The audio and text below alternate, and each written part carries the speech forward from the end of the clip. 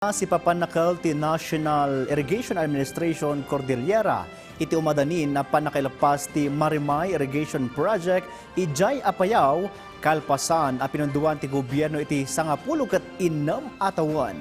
Ada detalye ni Christine Bornolia sa Baway.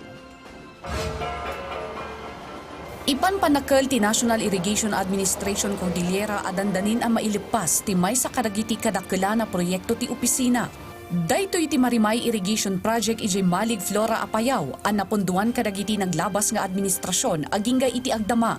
Kalpasan ti 96 atawan apan nakaipaay ti pondo, mailipas daytoyan iti kabiitan agundaway. Yan ang pinakamalaking proyekto dito sa Niacar na may service area na 1,132 hectares na mabibilipitan yung 608 farmers doon sa Barangay Alig, Baluyan, Santa Maria, and Kapanakian.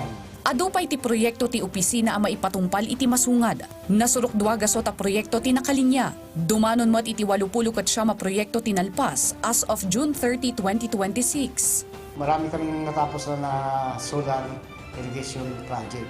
Mas maganda yun kasi ngayong El Nino, yun ang ginagamit natin doon sa mga till-in area. Iti kalagpas a State of the Nation address ni President Ferdinand R. Marcos Jr. impan nakil na nga agtultuloy a subsuportaran ti gobyerno dagiti proyekto iti padanom tapno maipasigurado ti supply kadagiti taltalon. Dala ito ng malakas na buhos ng suporta sa sektor.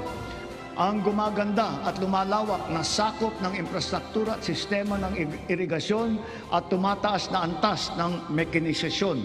Namnamaan mo tiniya Cordillera nga agbalin akang runana sa ngaili ni President Ferdinand R. Marcos Jr. iti inaugurasyon ti Marimay Irrigation Project. Christine Bornolia sa Baway para iti Pagilian.